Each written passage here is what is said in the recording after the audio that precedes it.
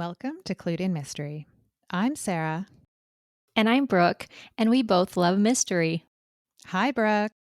Hi, Sarah. How are you today? I'm great, thank you. How about you? Yeah, I'm great too. And I'm really looking forward to this conversation today. Yeah, so we're going to talk about magic and mysteries. And when I say that, Brooke, what kind of book pops into your mind? Is it a cozy mystery featuring witches or talking animals? Do you think about a book where the sleuth uses magic in the investigation? Or do you think of mysteries featuring stage magic? Broadly, I would consider all of these to be magical mysteries. And like so many mystery subgenres that we've already spoken about, there's a real spectrum, both in the type of magic, the mystery itself, or the type of mystery, and also I think the popularity. If you look on Amazon, witch and wizard mysteries have their own category, which suggests to me that they're quite popular. But judging by the covers, they're mostly cozy mysteries. But not all mysteries with magic are lighter. There are also PIs, historical mystery, alternative history featuring magic, and I hope we get a chance to talk about each of those today. In terms of the history of the subgenre, I'm not sure that we would be classifying this as a mystery necessarily, but Shakespeare's Macbeth opens with witches and does feature murder. Through much of history, witches were evil and scary and were code for women who were different. Fairy tales feature good and bad witches, though most of them are bad. L. Frank Baum's The Wizard of Oz, published in 1900, also features good and bad witches. Looking at the history of mystery and magic, in the golden age of mystery, there were several examples of mysteries featuring stage magic. Since then, other mysteries featuring magic have been popular.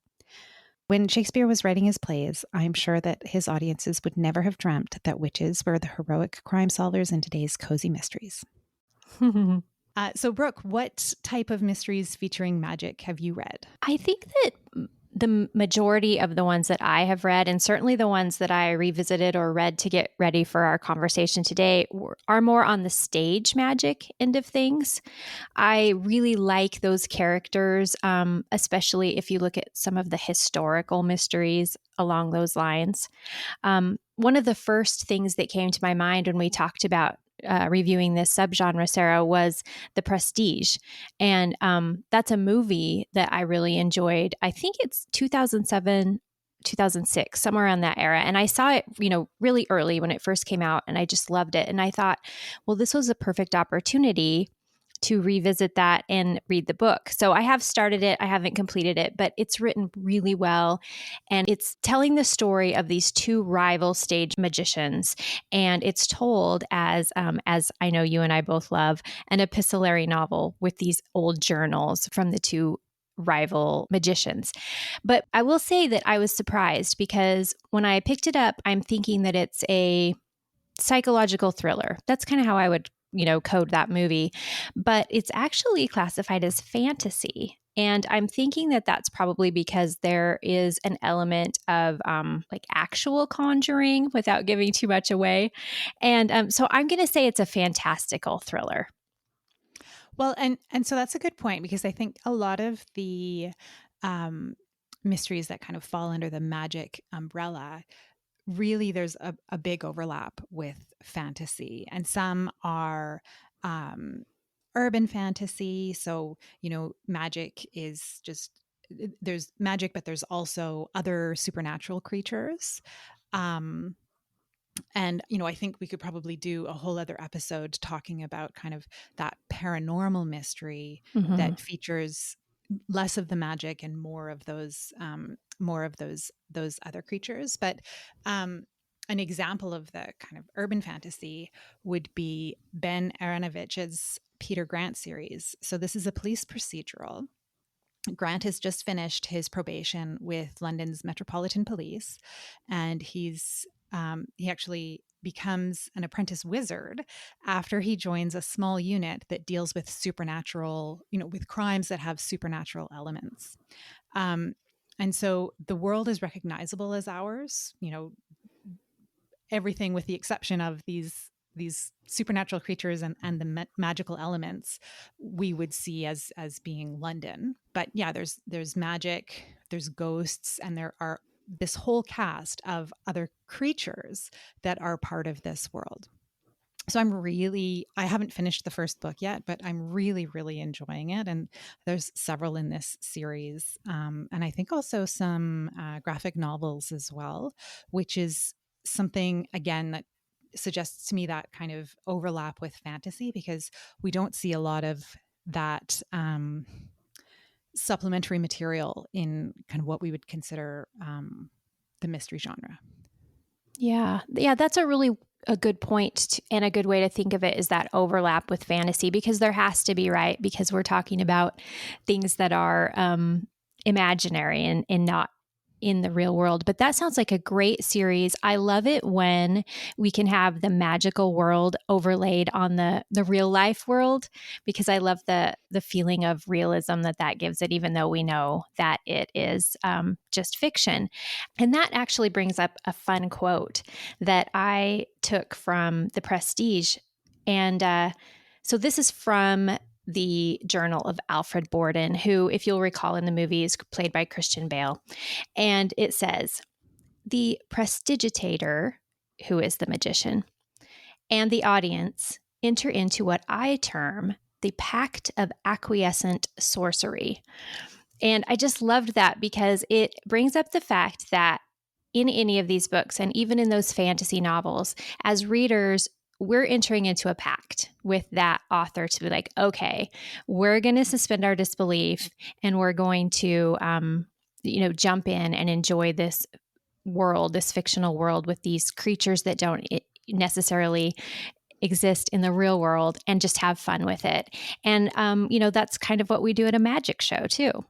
Yeah, no, you're totally right about kind of entering this agreement with the author that there are going to be some rules around the world that they've created, and you know might not get an explanation of how everything in the world works, but you're expecting for it to behave. Once it's behaved one way, you're expecting it to continue to behave that way, right? um so I think that's really a good point. To prepare for our conversation, I did read a few books and short stories that I probably wouldn't have ordinarily picked up. Um, I read the short story "The Eyes Have It" by Randall Garrett, and so I discovered him. Actually, he's mentioned in Martin Edwards' book "The Life of Crime." And Garrett's detective is Lord Darcy, who is an investigator for the Duke of Normandy. And this is an alternate history. So it, there's two kind of things that are happening in this book. It's an alternate history where it's set in the 1960s, but the world is very feudal because Richard the Lionheart didn't die in 1199 as he did in our world. So my English history doesn't go back much further than, say, the War of the Roses, which is about 15th century. So there were probably some pieces that I didn't really get. Um, but in addition to this being an alternate history, um, magic has been standardized in this world for hundreds of years, and so it's just part of the way that they live. Um, and I actually struggled a little bit to follow everything because there were two elements that were so different from the world that we live in.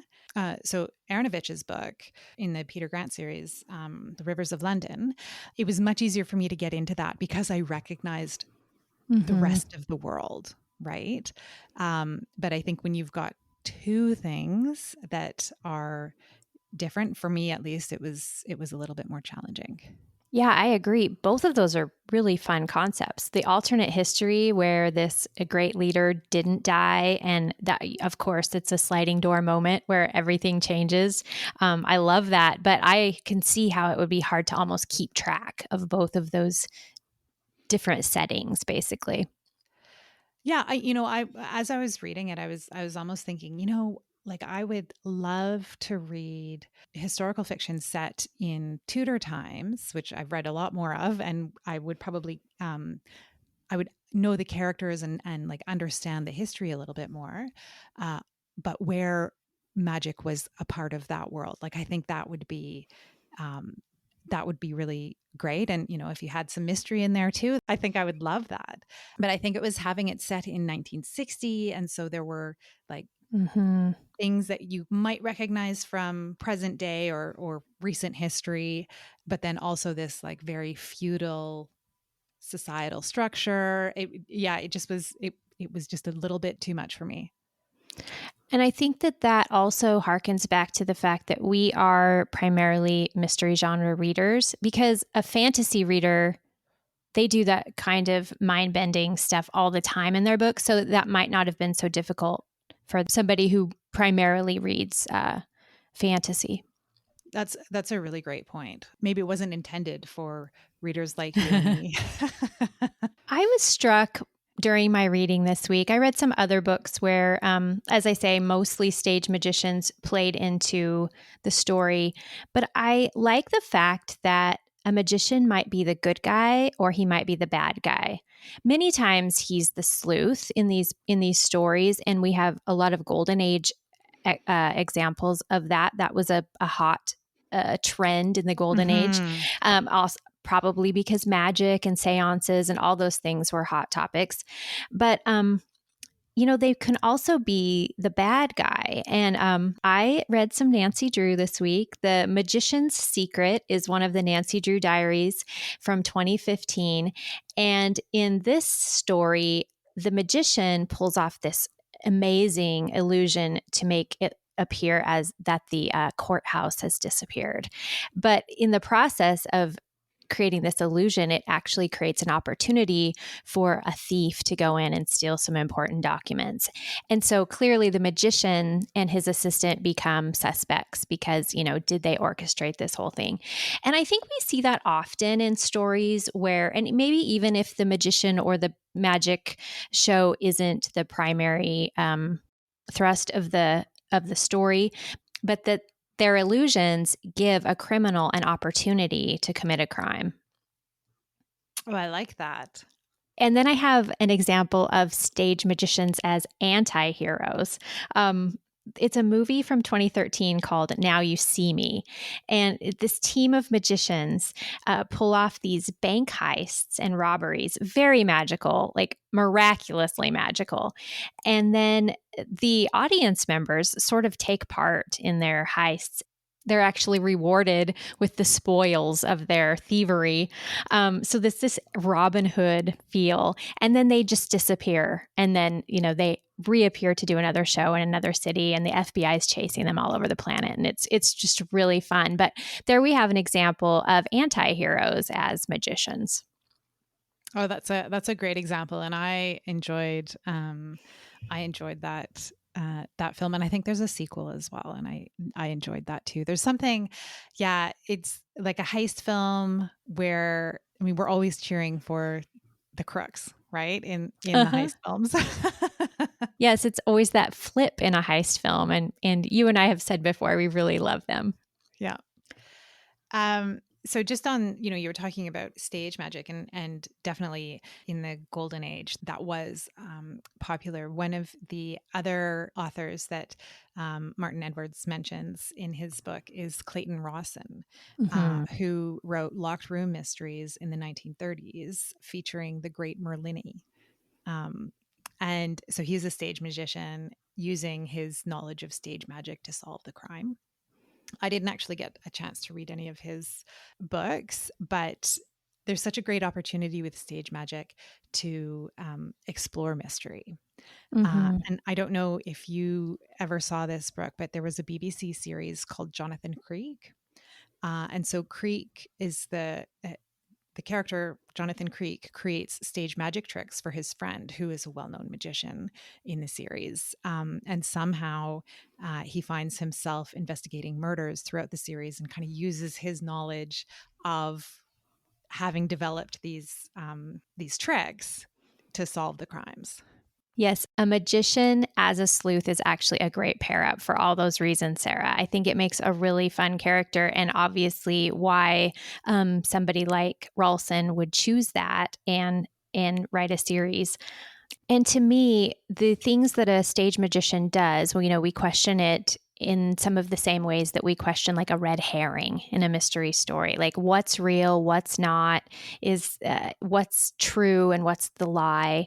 So I think it just like, it's a really cool layer to have inside of a mystery story. Yeah, they can be quite unreliable. Mm-hmm.